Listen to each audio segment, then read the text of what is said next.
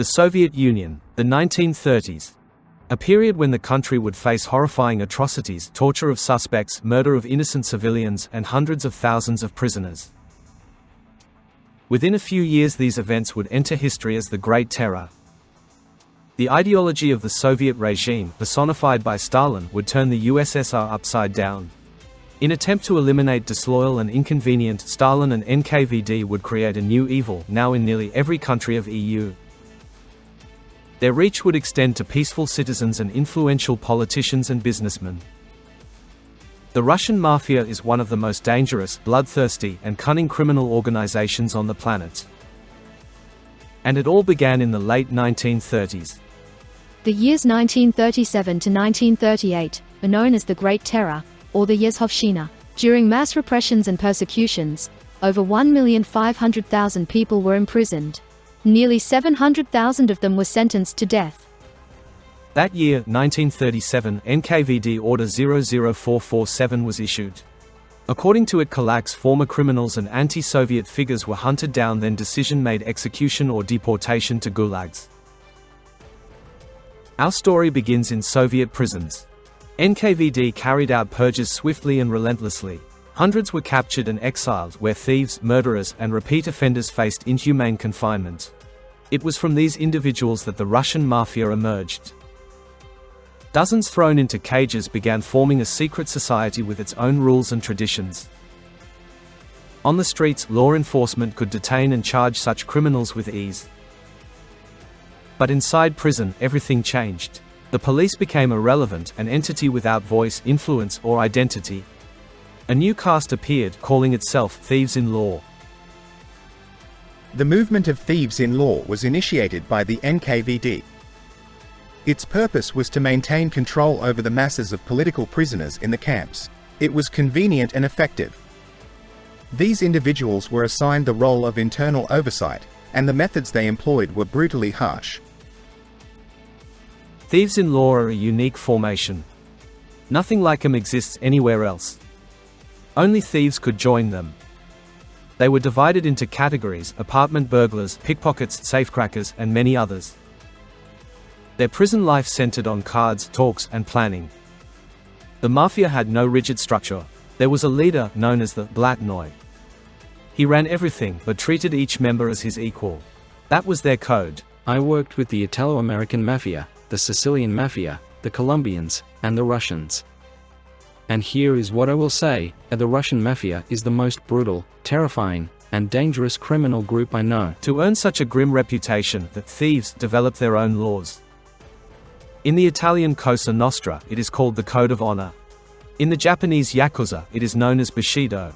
Among the Russians, it is called the Thieves' Law, or the Code. There are 11 rules demanding secrecy, loyalty, and refusal to obey law enforcement. Another unwritten rule requires members to always state who they are when asked. Even if the phrase "thief in law" puts the individual's life in danger, he is still obligated to identify himself. A thief in law must take pride in his status. A thief in law, or a person who lives by these rules, was forbidden from having a family. He was not allowed to work. He was not allowed to have a permanent residence. He was not allowed to own property. One of the defining features of the Thieves in Law is their tattoos. In films you may see 8 pointed star tattoos on shoulders as a sign of thieves. Sometimes women with wings tattoos mean robbery luck. You may also see tattoos of rings on the fingers. There are several types, from those worn by respected figures to those marking someone as a waffler or downgraded. These are weak individuals who failed to defend themselves or repay debts.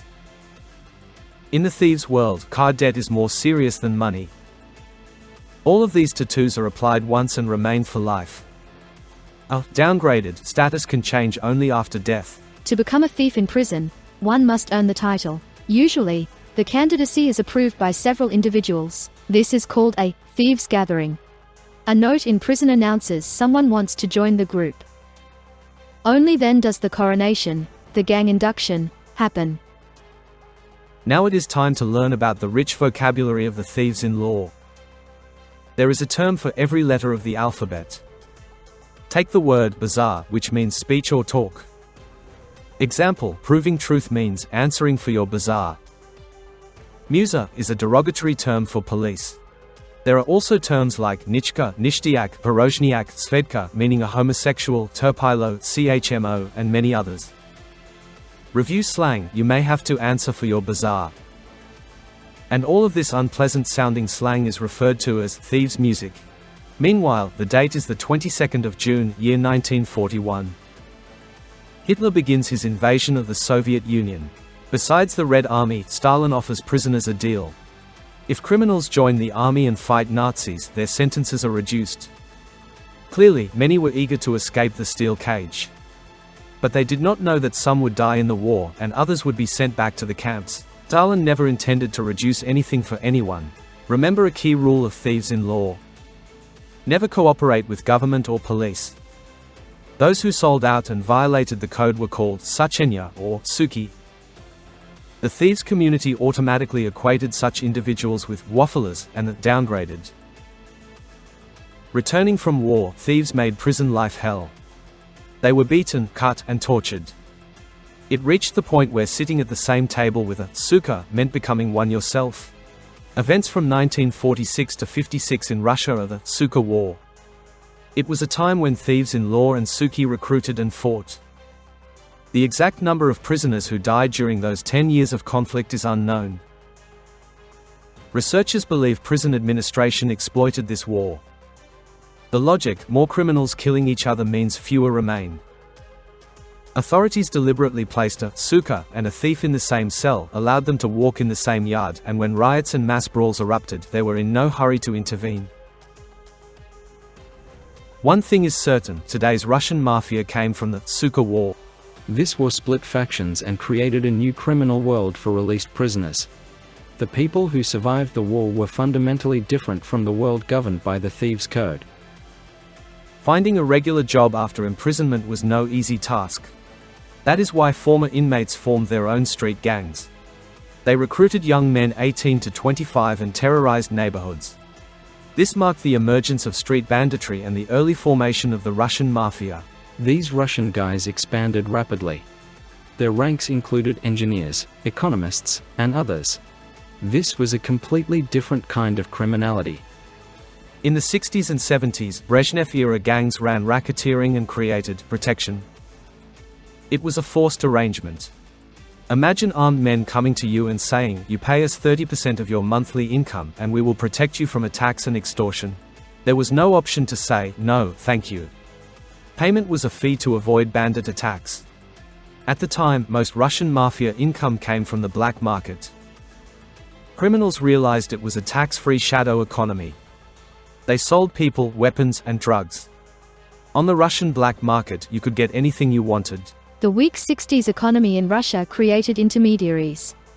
In exchange for services provided to high-ranking officials, law enforcement agencies turned a blind eye to their activities.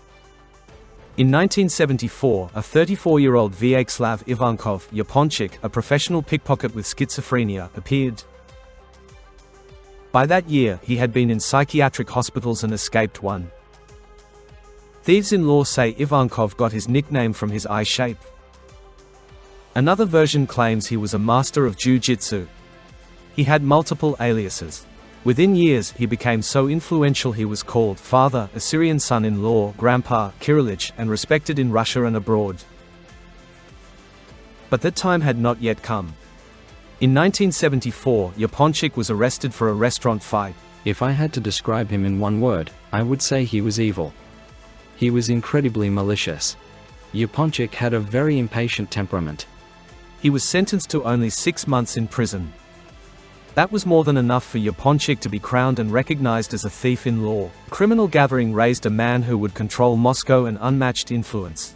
Some researchers believe Yaponchik was the youngest thief in law ever. He managed to achieve this in just 6 months. Experts on the Russian mafia do not rule out that Yaponchik had connections that helped him get the title. Once released and recognized, Yaponchik gathered a tight circle of bandits for operations. Like many other gangs, it all began with racketeering. Jewelry stores, food stalls, and marketplaces came under fire, where each vendor was forced to hand over the day's earnings. Sometimes, they even demanded money from ordinary people on the street. They extorted prostitutes, taxing their earnings like market vendors. Each group had its own territory.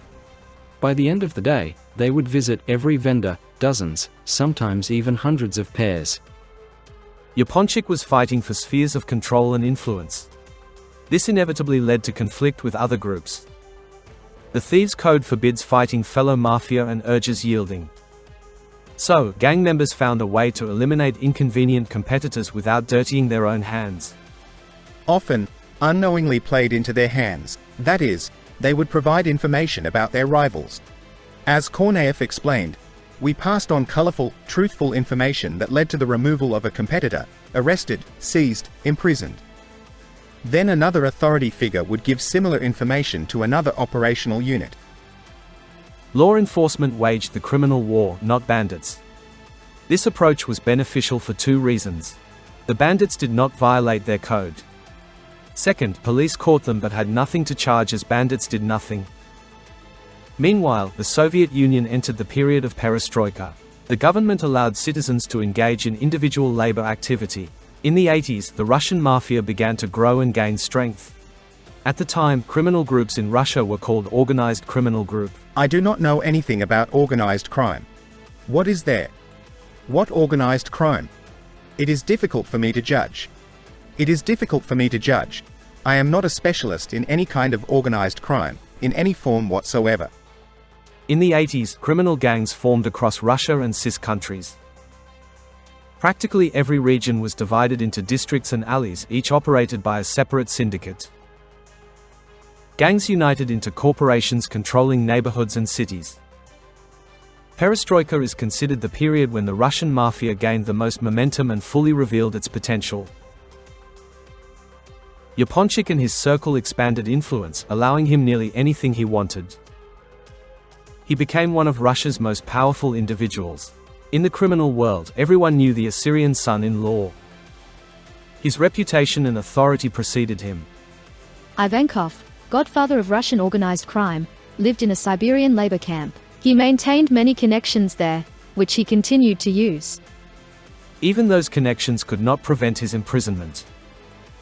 In 1981, after a special operation, Yaponchik was arrested and sentenced to 14 years in Irkutsk.